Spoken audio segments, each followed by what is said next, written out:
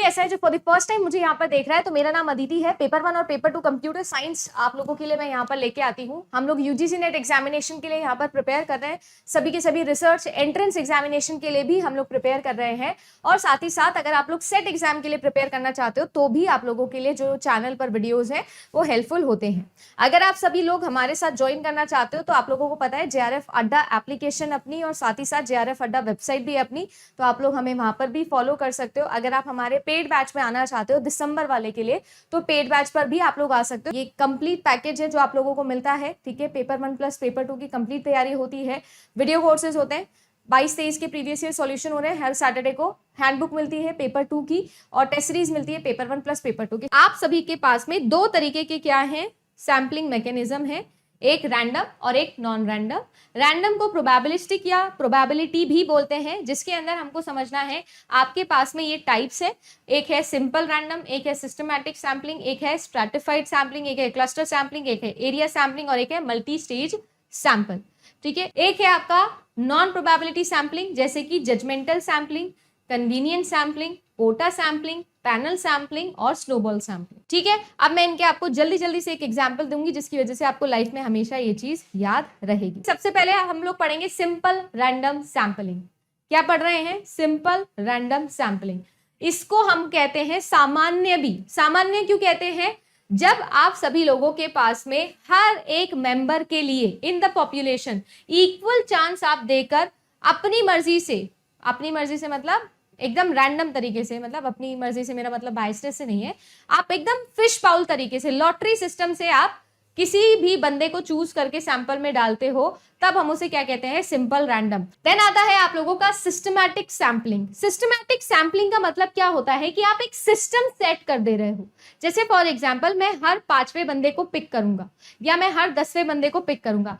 जब भी आपको एग्जाम के अंदर एक ऐसा ऑप्शन दिखे जिसमें एक फॉर्मूला सेट होता हुआ दिख रहा है या एक सिस्टम सेट होता हुआ दिख रहा है, तो उस टाइप की सैंपलिंग को हम क्या कहते हैं?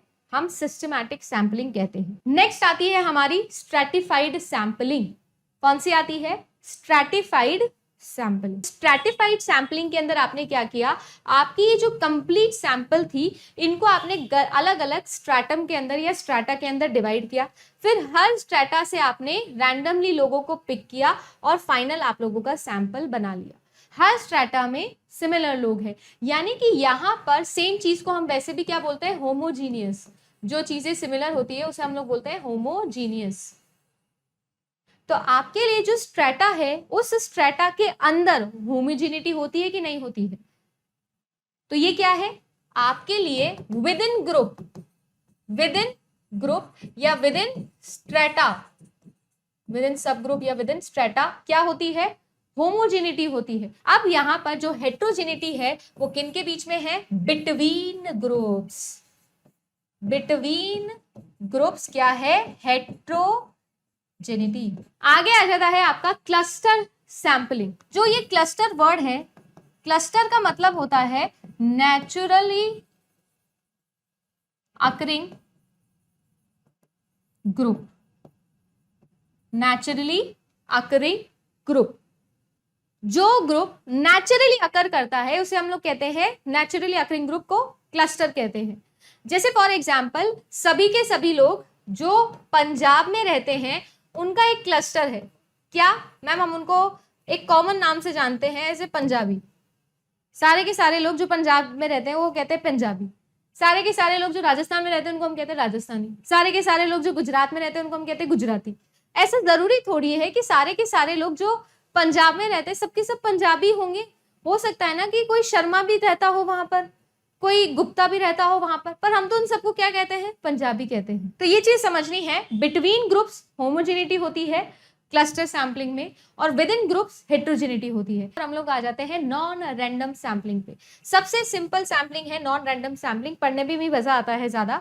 नॉन रैंडम सैंपलिंग के अंदर सबसे पहले मैं बात करती हूँ जजमेंटल सैंपलिंग की। जजमेंटल सैंपलिंग का मतलब यह है कि आपकी जो पॉपुलेशन है उस पॉपुलेशन को हम लोग पर्टिकुलरली अपने जजमेंट के हिसाब से कि यार मैं कैसे जल्द से जल्द रिजल्ट्स निकाल सकती हूँ, कैसे जल्द से जल्द मेरा आउटपुट आ जाए, मेरी रिसर्च कंप्लीट हो जाए, सक्सेसफुल हो जाए, उस बिहाफ पर पहले से मैं डिसाइड कर लेती हूँ, जज कर लेती हूँ कि यार इसको सैंपल में ले देते हैं, इसको सैंपल में ले लेते हैं। देन आती है आपकी कन्वीनियंट सैंपलिंग। इसका मतलब क्या है, इमेजिन करिएगा कि रिसर्चर को डेटा कलेक्ट करना है। अब कौन इतनी मेहनत करे कि अलग से सैंपलिंग करे, ये करे वो करे, भाई जो कन्वीनियंटली लोग मिल गए उन्हीं को सैंपल बना दो। रास्ते में चल रहे थे, 2 लोग मिल गए, भाई तू ही सैंपल बन जा। अब आ जाता है कोटा प्रतिशत पर कोटा सैंपलिंग। कोटा समझते हो ना मैम, इस पर्टिकुलर कैटेगरी का इतना कोटा है, जनरल का इतना कोटा है ना, अनरिजर्व कैटेगरी का इतना कोटा है, एससी का इतना कोटा है, एसटी का इतना कोटा है, कोटा फीमेल्स का इतना कोटा है, मेल्स का इतना कोटा है। कोटा मतलब रेशियो, प्रतिशत। कैसे? आपके पास में सैंपल है, उस सैंपल में से आपने क्या किया, आपने क्या करा, चूज किया कि भाई किसका कितना परसेंट है। मान लीजिए कि एक क्लास थी, उस क्लास में 10 बच्चे हैं, 10 में से आपने देखा कि 2 लड़कियां हैं और 8 लड़के हैं। अगर आप उस 10 बच्चों का सैंपल बनाओगे तो आप क्या करोगे, आप भी आपकी सैंपल में वही रेशियो मेंटेन करोगे जो आपकी एक्चुअल पॉपुलेशन में था, वही कोटा मेंटेन करोगे।